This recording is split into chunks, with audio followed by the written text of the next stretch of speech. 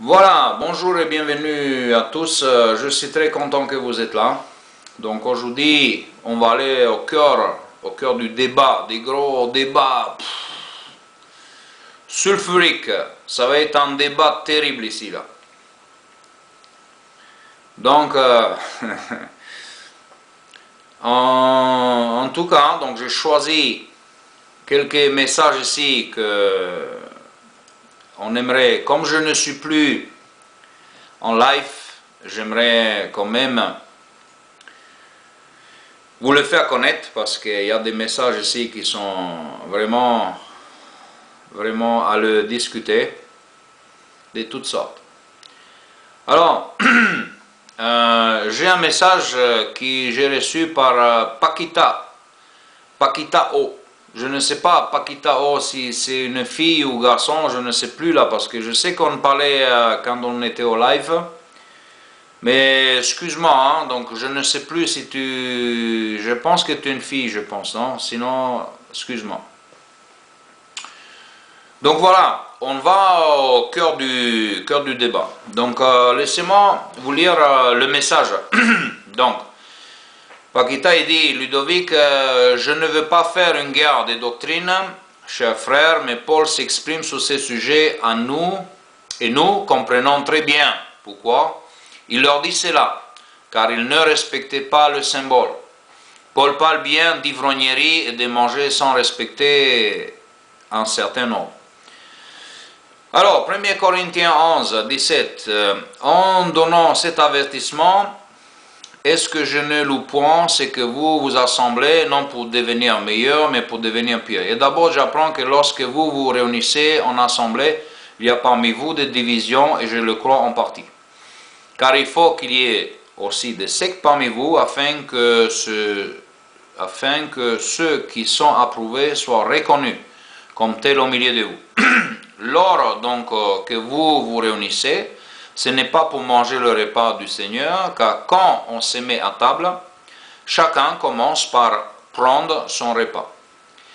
L'un a faim, tandis que l'autre est ivre. N'avez-vous pas de maison pour y manger et boire? Ici, Paul leur dit que si c'est pour manger n'importe comment, sans respecter l'ordre spirituel, ils n'ont qu'à rester chez eux.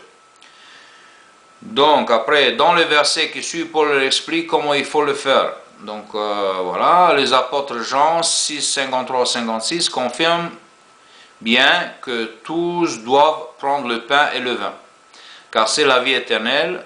Aucun passage ne dit que seul un homme doit prendre le pain et le vin. Tu peux chercher. Mais il est bien écrit, prenez-en tout. Avant, moi aussi, je croyais au fait que seul un nombre limité avait droit aux emblèmes, mais grâce à l'aide de Dieu, j'ai compris mon erreur. Son sang et son corps a été donné pour tous. C'est donc, en toute humilité, mon frère, que je partage cet éclaircissement. Il faut toujours demander à Dieu, et nous savons tout que le sang de Christ et son corps ont été offerts pour tous. Nous savons toutefois que personne ne se présentera devant Dieu avec la connaissance absolue, et c'est la foi en Christ qui nous sauve. Que ce soit toi ou moi, notre amour pour le Christ nous unit. L'Esprit Saint donne la compréhension des choses, il faut donc demander la confirmation. C'est ainsi que j'ai eu cette compréhension. Mais va en paix et fais selon ta compréhension. Dieu se charge lui-même de peaufiner notre formation. J'ai de la sympathie pour toi. Et encore une fois, notre foi nous unit. Sois béni mon frère. Merci, c'est très joli ton message. Par contre, voilà, le premier partie, je ne vais pas le répondre parce qu'on va passer l'autre message parce que lui aussi, il a fait le premier partie comme ça. Par contre, ici, bon, tu m'écris dans la deuxième partie, dans le verset explique comment il faut faire. Après, tu me parles des Jean 6, 53, 56 pour parler de prenez tous mon corps, etc. Ça, on va le voir tout à l'heure. Et ce qui est intéressant, ça je vais te répondre, il dit, donc il faut toujours demander à Dieu. Nous savons que tout ce que le sang du Christ et corps a été offert pour nous. Donc, voilà. Tu vas un peu trop vite, comme on dit, tu vas plus vite que la musique. Parce qu'en fait, ici, Jésus-Christ, il est mort pour tous, d'accord? Il est mort pour tous. Mais sa mort, il a fait plusieurs parties. Donc il y avait une fois sa mort, ça c'est clair. Il a donné sa vie pour tout le monde et profite tout le monde de sa mort, d'accord? Mais Jésus en même temps, il parle d'une alliance, d'accord? Ça c'est une autre chose. Ça, c'est une chose de que toi tu ne parles pas. Moi non plus, je ne vais pas parler de ça. Mais ce que je veux te dire ici, que ce que tu dis, que Christ, il a offert son sang et son corps, a été offert pour tous, je vais te dire, oh, c'est vrai, oui, sa mort, on va discuter de sa mort plutôt, sa mort, son sacrifice, il était, donc son sacrifice, sa mort était pour toute l'humanité, d'accord, non seulement pour tous, mais pour toute l'humanité, d'accord. Puis nous savons toutefois, d'accord, on est d'accord, mais on parle la même chose, donc je ne vais pas entrer dans un débat, moi je suis d'accord, toi tu es d'accord, et plus tu me lances cette parole pour me répondre à quoi. Ça, tu n'as pas besoin de me dire ça parce que moi je suis d'accord avec ça, Paquita, d'accord? Ça, ce n'est pas une réponse pour moi. Parce qu'avec cette chose-là, moi je suis d'accord avec les choses que Christ, il est mort pour tous, d'accord? Ça, c'est bien. Donc, on est d'accord avec ça. Mais qu'est-ce que tu veux répondre avec ça? Donc, tu ne peux pas me répondre avec ça parce que moi je dis la même chose. On dit la même chose et tu me donnes cette réponse. Par contre, tu dis... Nous savons toutefois que personne ne se présentera devant Dieu avec la connaissance absolue.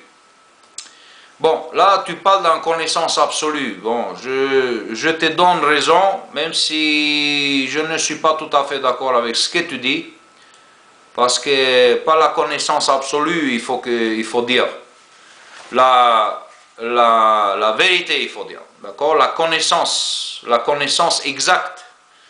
Parce que si tu veux entrer dans ce contexte, connaissance absolue, c'est que Dieu il a la connaissance absolue.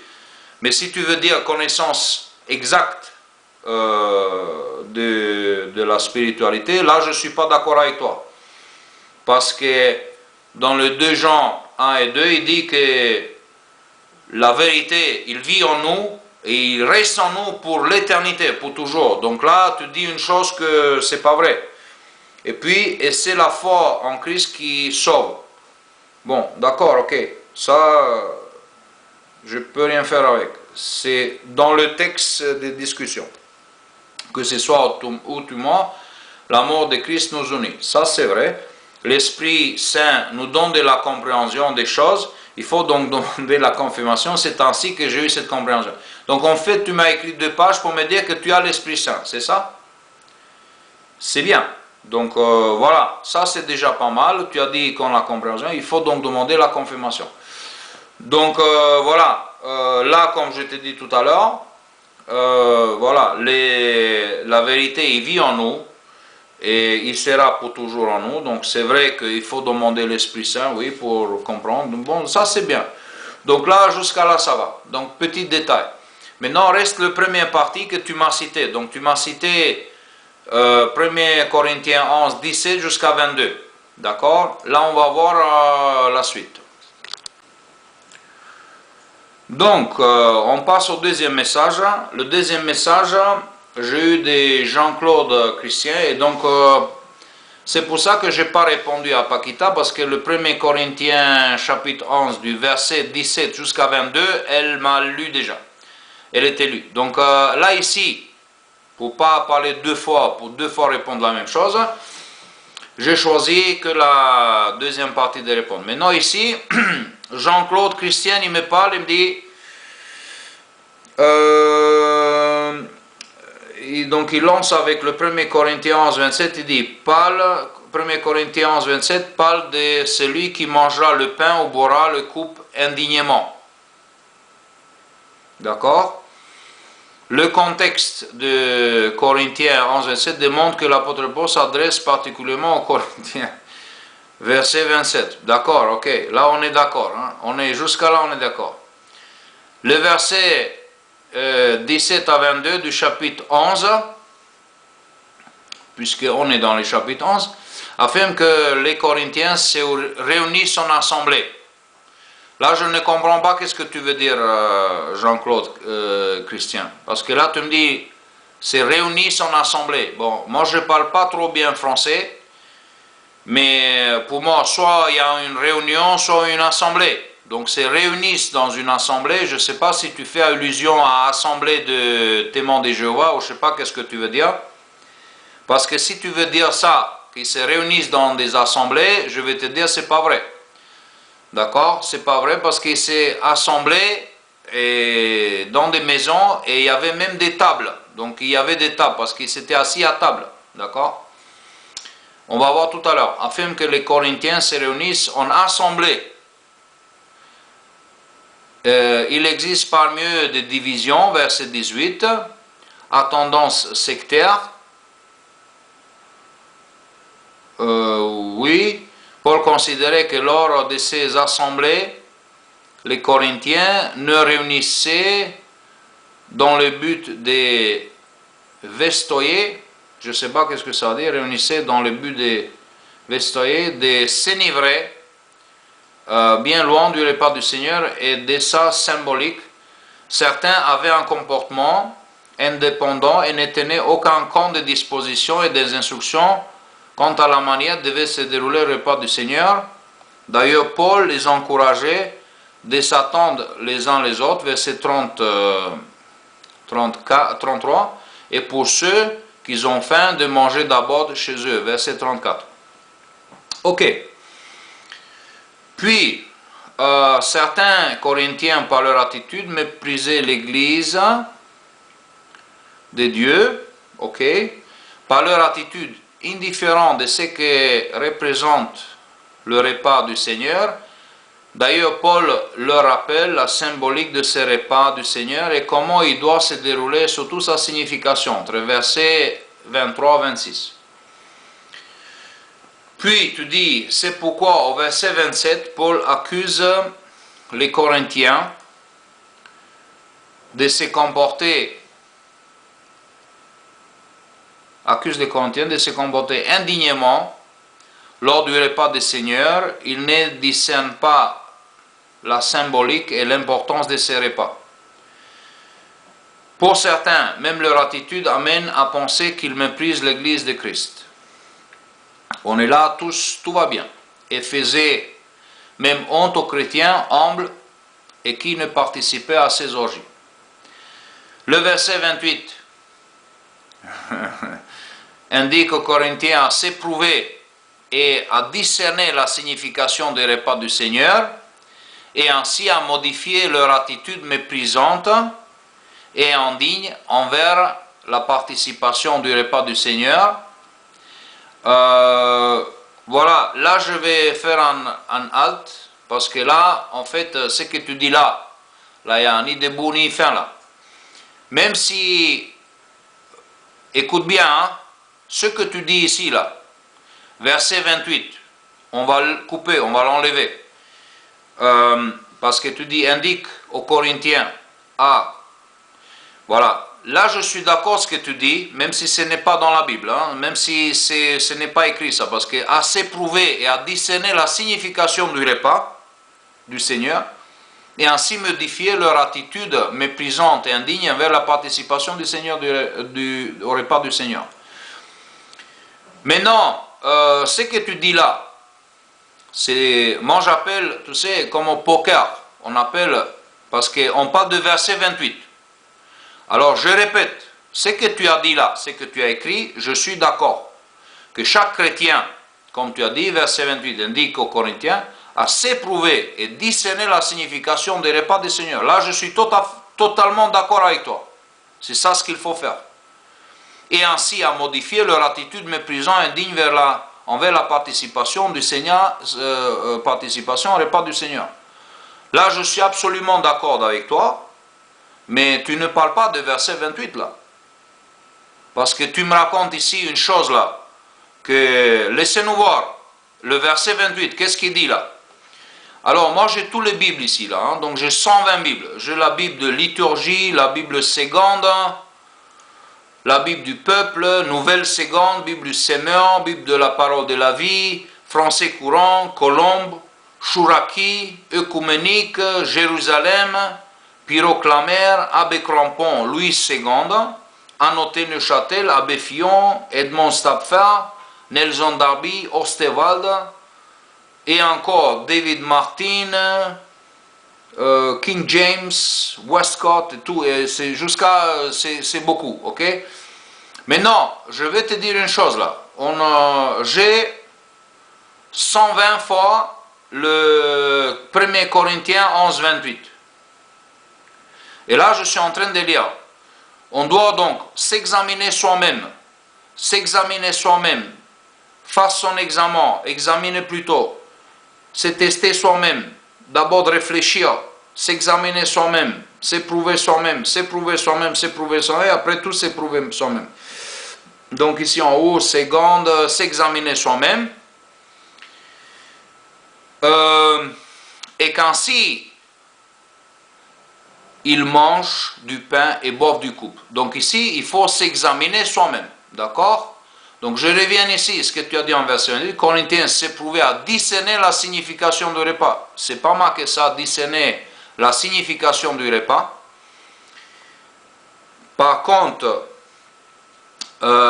donc ici, c'est discerner soi-même. D'accord? S'examiner soi-même avant de manger ce pain et boire cette coupe. Donc, je vais t'expliquer pourquoi. Plutôt, dans le verset 27, après tu dis, au verset 27, donc tu cites le verset 28, après tu retournes au verset 27, tu dis, Paul emploie bien le mot « c'est lui », thème qui ne fait aucune allusion à aucune classe particulière qui devrait participer au repas du Seigneur. Donc là, pour le moment, je ne vais pas discuter. Le verset 29, alors là, tu as mis 28, 27, 29, d'accord? Alors, le 29 indique en conséquence que les chrétiens de Corinthe encouraient par manque de discernement et de respect un jugement contre eux-mêmes. Donc là, je vais te lire, qu'est-ce que c'est le verset 29, d'accord? Alors, car celui qui mange et boit sans discerner le corps, mange et boit un jugement contre lui-même. Donc, ici, car s'il ne reconnaît pas le corps, il mange sa propre condamnation. Celui qui mange sans discerner le corps, mange et boit jugement contre lui-même, etc., etc. Tous les 120, c'est pareil. Contrairement à ce que tu dis, les conséquences que le chrétien de Corinthe incourait par manque de discernement et de respect, un jugement contre eux-mêmes. Là, tu parles de tout, mais sauf le plus important, tu ne parles pas. Tu ne parles pas de discernement du corps du Christ. Et voilà. Donc, tout ça, moi, tu sais, sans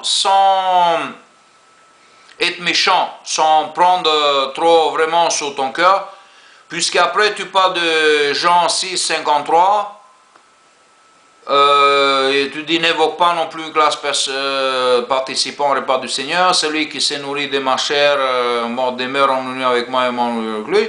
Éphésiens 4, tu dis il n'y a qu'un seul corps, un seul esprit, une seule espérance. Pas grave. Maintenant, on est ici dans le Corinthien, d'accord? Ça, c'est le plus important. Parce qu'en fait, tu as écrit une page ici, plein de choses tu as expliquées.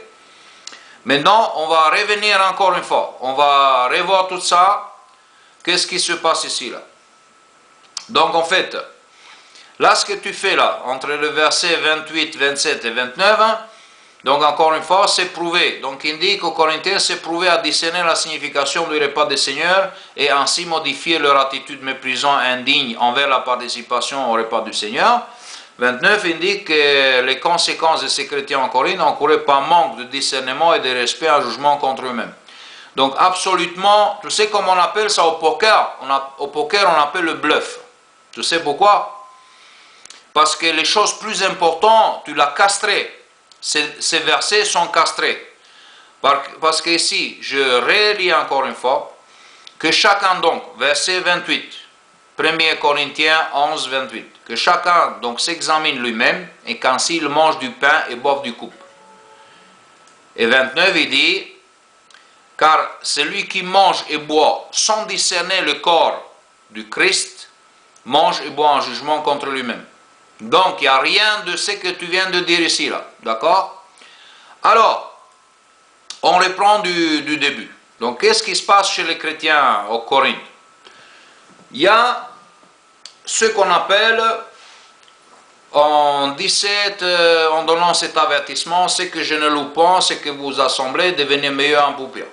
D'abord, j'apprends que vous réunissez en assemblée, il y a des divisions parmi vous. Parti, il faut aussi des sectes parce que, afin que soit approuvé, soit reconnu comme tel au milieu de vous.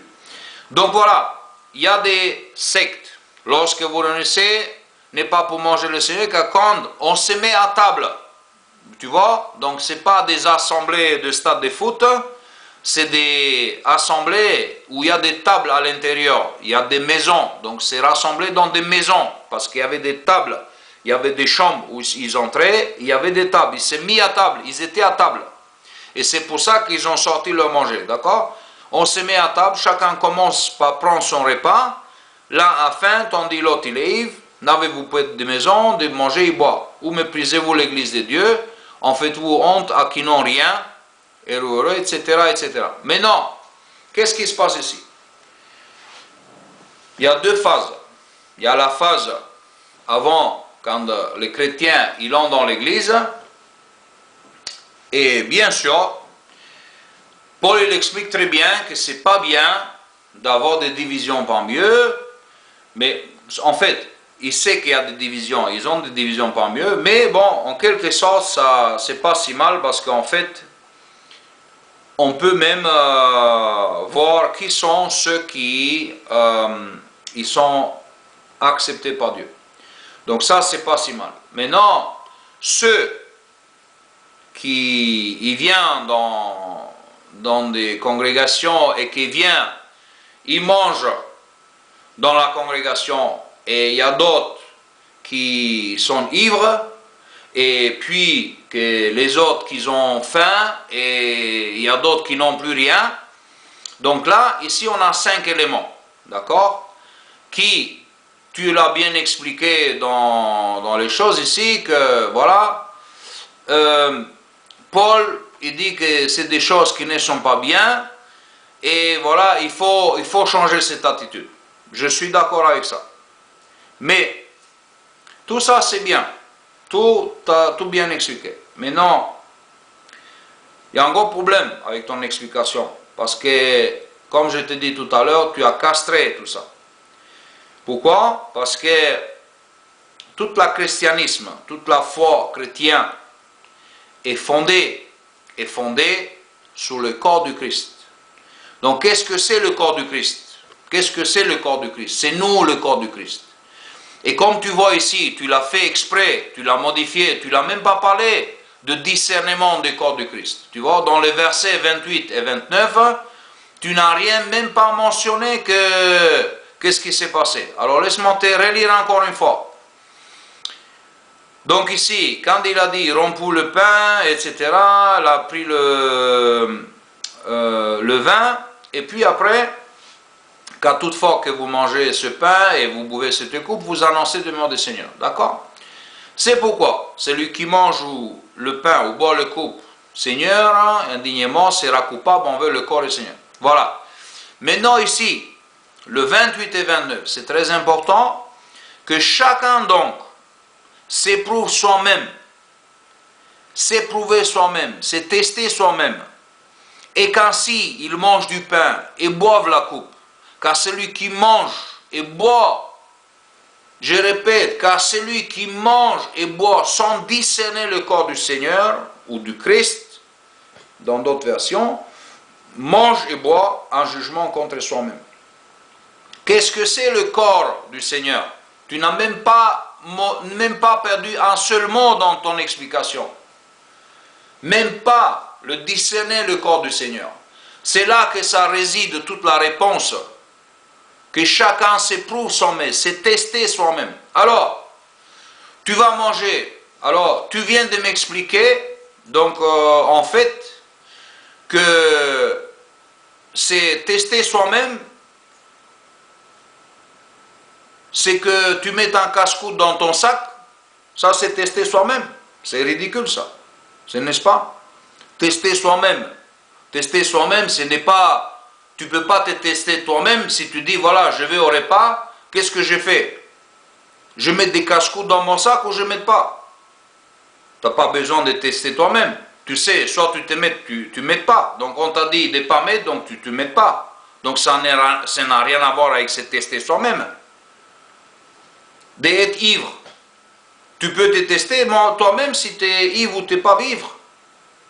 À l'époque, il n'y avait pas le testeur d'alcool. Le testeur d'alcool, c'est fait pour la personne qui est en face de toi. C'est tester soi-même. Tu sais que tu as bu ou tu n'as pas bu. Donc, qu'est-ce que tu fais? Tu n'as pas besoin de tester, tu ne bois pas. Si tu vas au repas, tu ne bois pas. C'est tout simplement. Alors, celui qui a faim, comment il peut se tester? Il peut se tester, lui qui a faim? Qu'est-ce qu'il va faire? Il va dire, oh, j'ai faim ou j'ai pas faim? Qu'est-ce que je vais faire? Je vais me tester. Comment je vais me tester? Ben, toute la journée, j'ai pas mangé. Est-ce que j'ai vraiment faim ou c'est juste un peu, j'ai pas faim? Ou comment je me teste? Tu peux pas te tester. T'as faim, t'as rien à te tester. Tu peux pas te tester. Et en comment tu peux discerner? Comment tu discernes? Quand t'as faim, comment je discerne le corps du Christ? Peux-tu discerner le corps du Christ parce que tu dis, oh, j'ai faim? Ou l'autre qui n'a rien? Comment il se peut se discerner le corps du Christ? Ou comment il peut se tester? C'est un bluff ça, hein? Tu es en train de bluffer là, tu as bluffé tout le monde là, hein? Comme les églises, hein? Ça c'est la même réponse. Hein? Les églises, quand ils veulent bluffer avec les antithèses et les antiphrases. Les églises sont très fortes avec les antithèses, donc tu es en train d'expliquer une chose complètement différente avec la même chose, tu es complètement en antithèse, tu es en train d'établir une antithèse et des antiphrases, d'accord? Parce que ici, ça n'a rien à voir, le 28, que chacun donc doit s'éprouver soi-même. Comment tu dois t'éprouver? Vis-à-vis des casse-croûtes, que tu as des casse-croûtes dans ton sac ou tu as un gros jambon, qu'est-ce que tu dois tester toi-même? Tu fais un bluff là, hein? Tu sais mon ami, moi je vais te dire une chose, comment tu t'appelles là? Jean-Claude. Tu sais, ça, c'est que tu as écrit ici. Ça, c'est au maternel de l'étude de la Bible, d'accord? Alors, si tu veux t'apparaître sérieux, si tu es un homme sérieux, alors il faut que tu fasses des messages sérieux. Parce que là ici, Paul il parle complètement d'autre chose de que tu viens de m'écrire. En plus, c'est très malhonnête ce que tu as fait, parce que les choses plus importantes ici, dans le 28 et 29, donc, que chacun doit s'éprouver soi-même, tester soi-même, et qu'ainsi qu'il mange le pain et boive les coupes, car celui qui mange et boit sans discerner le corps du Christ est très clair. Car celui qui mange et boit sans discerner le corps du Christ, mange et boit un jugement contre lui-même. Donc, là tu as rejeté une chose qui tout le christianisme est basé, c'est le corps du Christ. Et donc, quand on parle du corps du Christ, qu'est-ce que c'est le corps du Christ? Le corps du Christ sommes nous.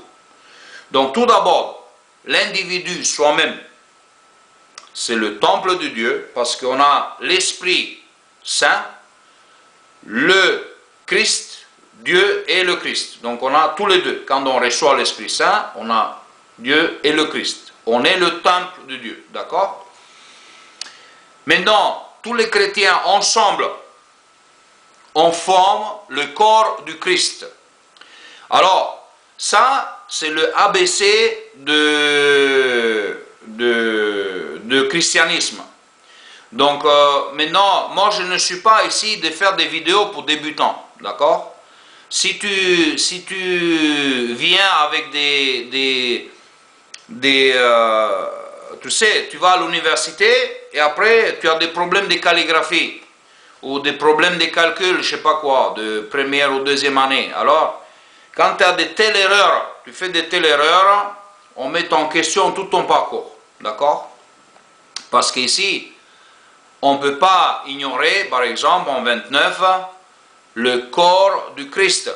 Le corps du Christ, tu dois savoir qu'est-ce que c'est le corps du Christ,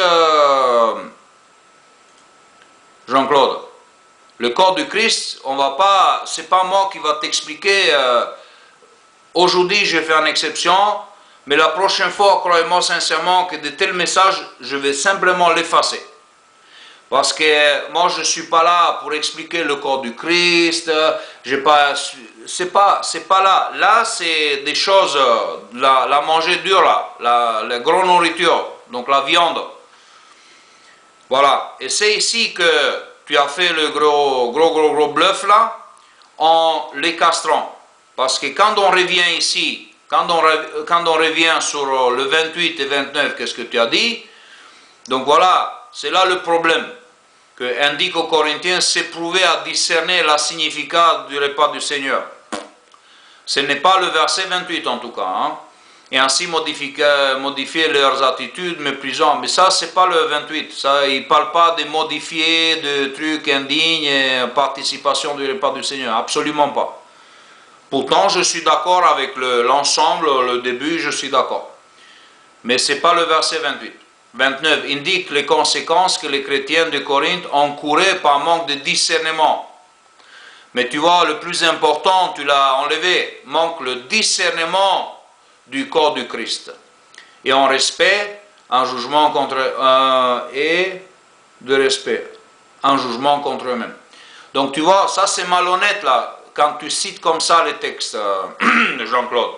Je ne sais pas de quelle église tu es, hein, mais ça c'est sûr que c'est encore en antithèse et antiphrase église. Hein. En tout cas, qu'est-ce que tu dois savoir? On va retourner au maternel. Allez, on va être tous les deux maintenant au maternel. On va retourner, on va faire le ABC. A, B, C. Voilà, le corps du Christ. Quand tu vas dans le 1er Corinthiens 12, il explique tout là. Le corps du Christ a plusieurs membres, etc. Les membres sont formés. Alors, je ne vais pas tous les lire parce que c'est énormément long, jusqu'à la fin. Et après, à la fin, il dit, vous êtes le corps du Christ, vous êtes ses membres, chacun sa part, et Dieu établit dans l'Église, premier, les apôtres, les prophètes, les docteurs, les évangélistes, les miracles, les guerriers, les ministres, les secouriers, les gouverneurs, diverses langues, voilà. Après il dit, tous sont-ils des apôtres, tous sont-ils des prophètes, tous sont-ils des ministres, tous sont-ils des docteurs, tous ont-ils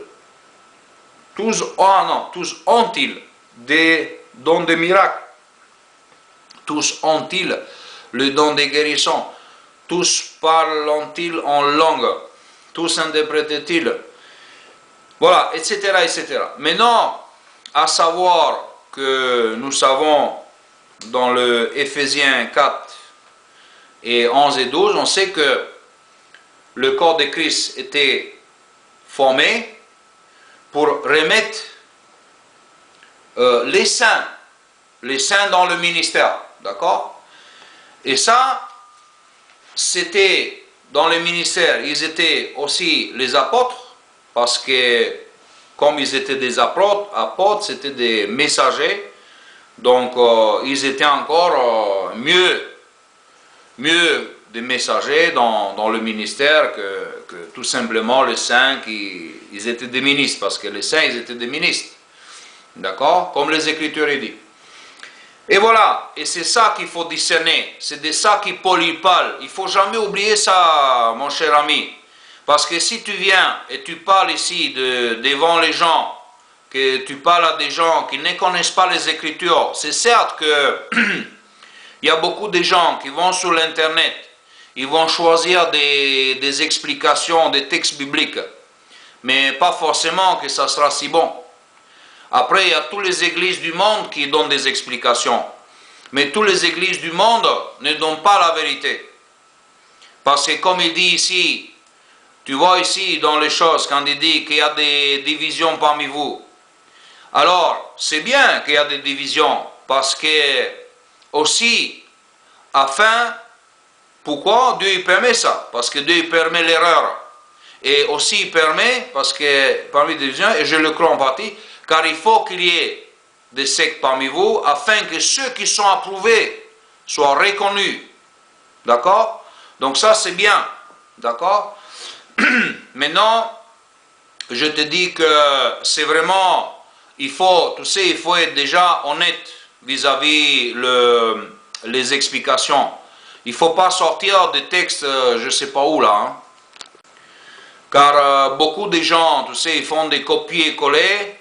D'accord, ils font leur copie-coller, ils le mettent là-dedans, ils disent oui, mais ceci, c'est comme ça. Moi, je n'ai pas de problème avec ça. Hein. Si tu ne veux pas comprendre le corps du Christ, de s'examiner soi-même, ça n'a rien à voir avec le casse-croûte. Hein. S'examiner toi-même, si tu es le corps du Christ, quelle partie du corps du Christ tu es? Ce n'est pas dans les casse-croûtes. Hein. Pas parce que tu as mangé un sandwich dans les réunions, c'est que ce n'est pas bien. Paul dit très bien que tous ceux qui sont venus, ils ont mangé, ce n'est pas bien.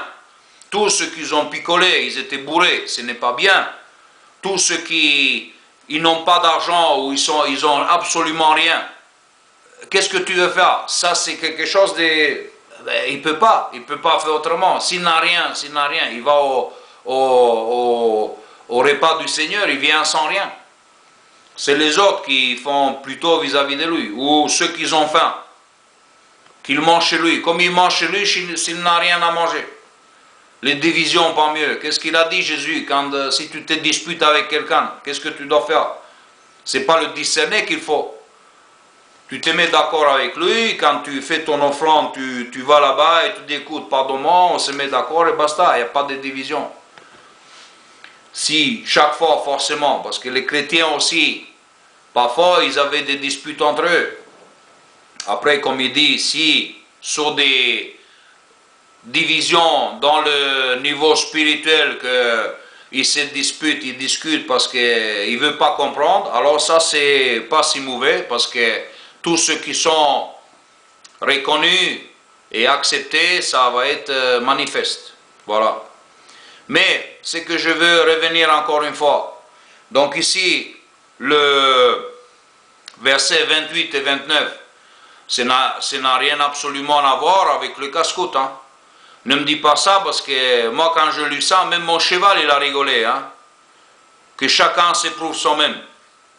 Et alors, comment tu t'éprouves toi-même? Explique-moi comment tu t'éprouves toi-même, parce que tu as bu là, comment tu t'éprouves toi-même? Qu'est-ce que tu veux expliquer avec toutes ces parties que tu m'as expliquées? Ça n'a pas de sens. Ça a des belles mots, tu m'as écrit de belles phrases là-bas, mais ça n'a rien à voir. Tout d'abord, mon ami, il faut que tu discernes le corps du Christ. Pour ne pas manger un jugement contre toi, il faut que tu discernes le corps du Christ. Le corps du Christ, c'est en 1 Corinthiens 12. Et tu vas dans le verset 12, 1 Corinthiens 12, 12, tu vas voir qu'est-ce que c'est le corps du Christ. D'accord? Et là, tu vas comprendre qu'est-ce que c'est le corps du Christ. Il faut discerner le corps du Christ. Il faut discerner quelle partie du corps du Christ tu es. D'accord? Puis, après, tu as encore dans l'Éphésiens. Dans les Éphésiens, laisse-moi voir là. Donc voilà, bon, ça ne marche pas. Dans l'Éphésiens, c'est marqué très bien qu'il a donné des différentes parties du corps, des apôtres, des ministres, de tout, etc. pour la réintroduction des saints dans le ministère, pour l'édification du corps du Christ. D'accord? Donc là, tu ne peux pas bluffer là. Hein. Là, tes bluffs sont arrêtés là. Hein. Parce que l'édification, donc comme on sait que les saints, ils étaient des ministres, donc des ministres, les ministres, ils étaient des saints, vis-à-vis comme ça. Alors, pas tous les membres, ils étaient des ministres. Pas tous. L'Écriture dit, vous êtes tous des ministres. Non, vous n'êtes pas tous des ministres. Vous êtes tous des apôtres. Vous n'êtes pas tous des apôtres. Vous êtes tous des docteurs. Tous sont-ils docteurs? Tous sont-ils apôtres? Tous sont-ils ministres? Tous sont-ils prophètes? Non. Et comme ici, l'épreuve irréfutable, il dit qu'il a donné des différents particules pour la réintroduction des saints dans le ministère. Voilà. C'est tout à fait clair et tout à fait logique. Maintenant, je te demande, qu'est-ce qu'ils étaient les 72 ministres? Est-ce qu'ils étaient quoi? Est-ce qu'ils étaient des docteurs, c'est là? Ou c'était des ministres? Est-ce qu'ils étaient saints ou pas? C'est facile, hein? Si tu comprends les Écritures, c'est facile à suivre. Mais dans ton dogma, là, ça c'est dans ton explication catholique, là, ça tu comprends rien, hein? Parce que moi, ce que je viens de t'expliquer, ensuite, je peux t'expliquer les 72, est-ce qu'ils étaient des saints ou pas?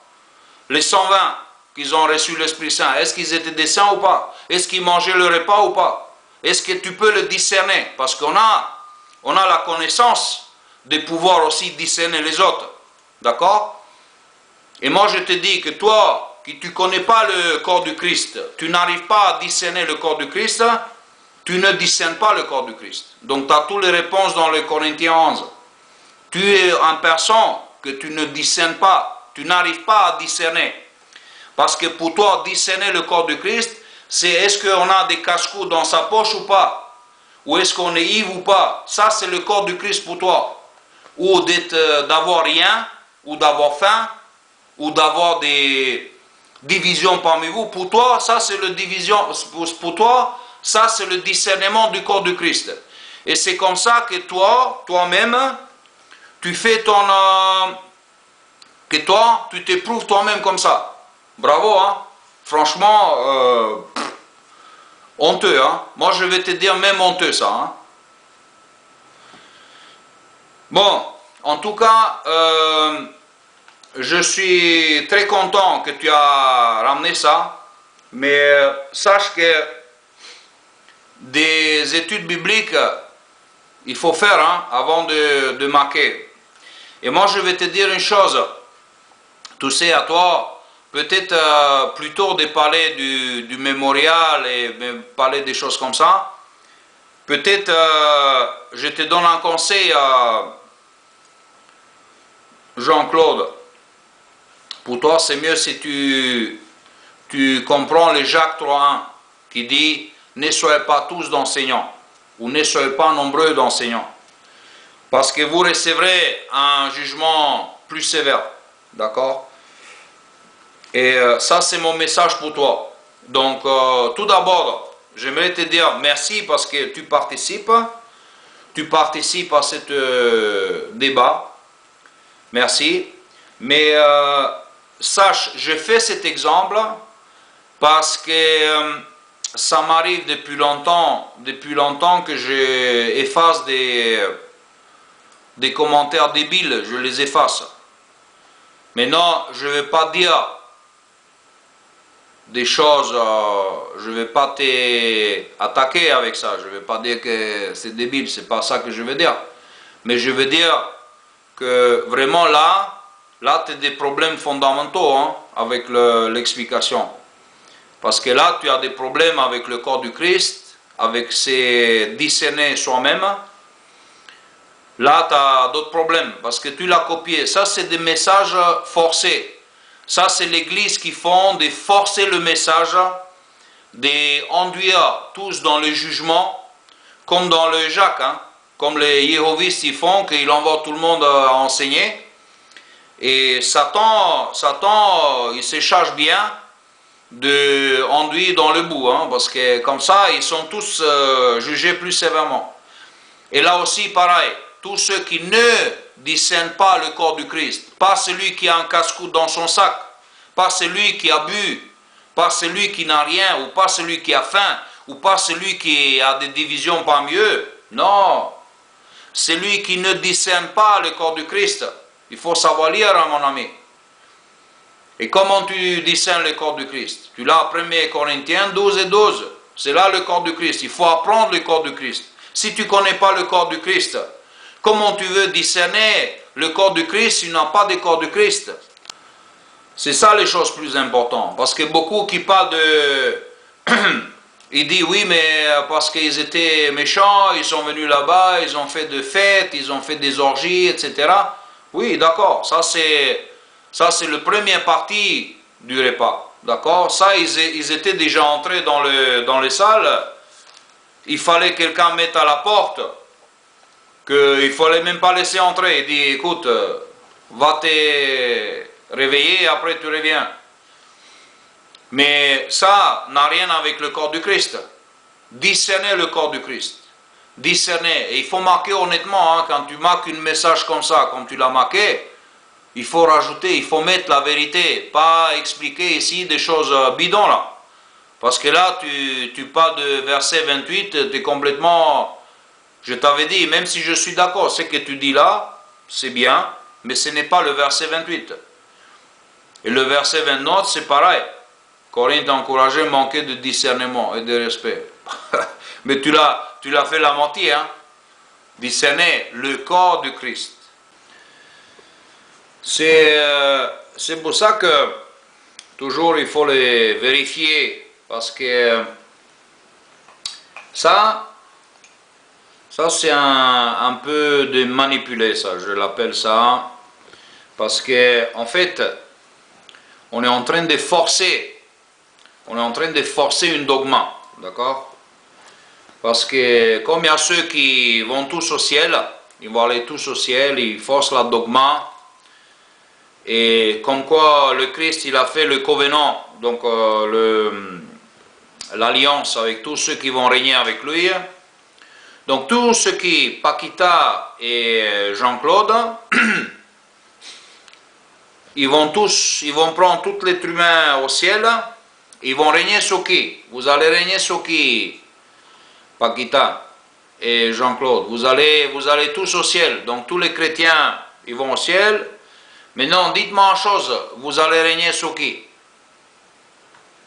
Parce que l'Écriture, Paul il dit très clairement, les frères saints, avec l'appel céleste, n'est-ce pas? Que nous aussi, on va monter et qu'on va régner avec notre Seigneur. Mais vous allez régner sur qui? C'est ça qu'il me faut expliquer. Mais bon, ça c'est encore une autre chose. Vous allez certainement, déjà vous êtes embrouillé comme ça avec toutes ces choses-là. Maintenant, c'est sûr que en revenant, parce qu'on fait le bilan là maintenant de tout ce qu'on a parlé là, c'est sûr que moi, je vous dis sincèrement, tout ce que vous dites là, il y a plein de choses qui citées hors contexte. Moi, j'ai parlé des emblèmes, j'ai parlé de pain et du vin, mais vous me dites là que le Christ, il est mort pour tout le monde. Moi, je dis pareil, le Christ, bien sûr, il est mort pour tout le monde. Alors, je vous le répète, le Christ, il a donné sa vie pour toute l'humanité. D'accord? Ça, c'est clair. Après, c'est que Paquita, il cite là les premières parties, etc., que se réunissaient pour manger, etc. Et que Jean-Claude aussi dit que voilà, c'était pas bien qu'ils sont venus dans la salle, qu'ils étaient bourrés, et que l'autre il venait manger. Ça, c'est tout à fait clair. Mais l'essentiel que c'est dans le repas, c'est le verset 28 et 29 qui dit « Chacun doit s'examiner lui-même, pas s'examiner le casse-croûte, pas s'examiner sa bouteille, pas s'examiner son compte ou ce qu'il a, s'examiner soi-même, qu'il s'examine soi-même, soit lui-même, il se met au test. » Et comme il dit, le verset 29, que celui qui mange et boit sans discerner le corps du Christ. Le corps du Christ, ce n'est pas le casse-croûte. Le corps du Christ, ce n'est pas le bouteille. Le corps du Christ, ce n'est pas ta ventre vide. Le corps du Christ, ce n'est pas tes possessions, tes choses, tes affaires. Le corps du Christ, on a vu tout à l'heure, qu'est-ce que c'est le corps du Christ? C'est nous qui sommes le corps du Christ. C'est pour ça que le texte, il est clair ici, qui dit qu'il faut se discerner soi-même.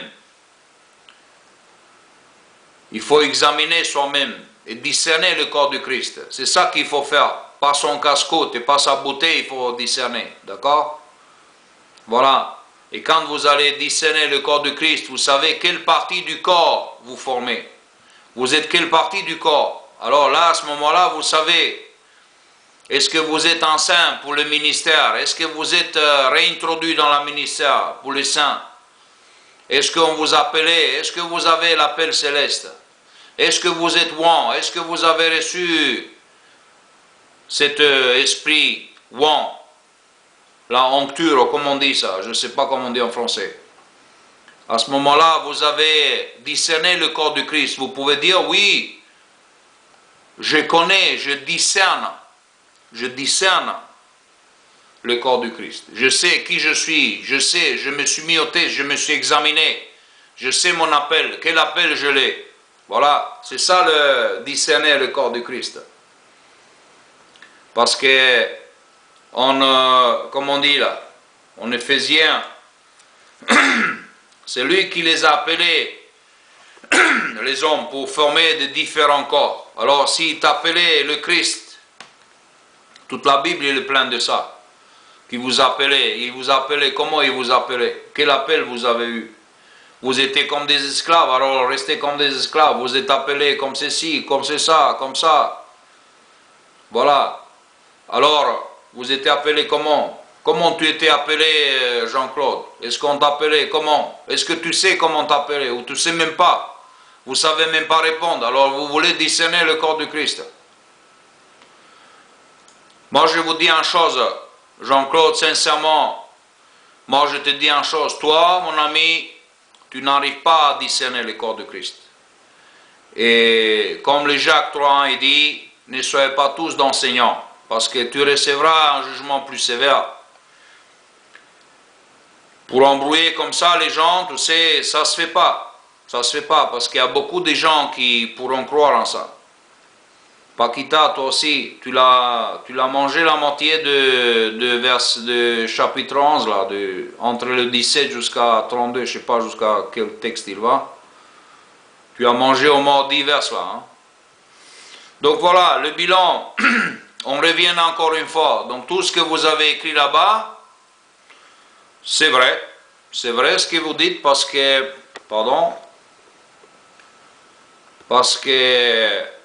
c'est vrai qu'il ne faut pas faire comme ça, il ne faut pas aller comme ça au mémorial ou au repas du Seigneur. Mais il faut savoir qu'est-ce que c'est, qu'est-ce que signifie, qu'est-ce que c'est le corps du Christ. Si on ne sait pas qu'est-ce que c'est le corps du Christ, et on a même le courage, comme Jean-Claude, de même pas le citer, donc en fait, tu n'as rien fait là, tu as écrit, je ne sais pas si tu fais copier-coller à tout le monde, parce qu'il y en a des gens, hein, ils copient, après ils voient un autre message, ils copient-coller, ça lui a plu, il apprend, après il copie-coller, copie, après, c'est pas. Mais en tout cas, je vous demande de vous réveiller, hein. Réveillez-vous là et regardez vraiment, lisez les Écritures et surtout étudiez la Bible, hein, parce que si vous venez, vous parlez des choses comme ça, embrouillées là, c'est pas la peine, d'accord? Donc voilà, je vous souhaite un bon discernement, je vous souhaite de vous examiner vous-même avant de manger le pain et de boire. D'accord? Et discerner le corps du Christ comme il faut, pour ne pas manger et boire un jugement contre vous, vous-même. Amen.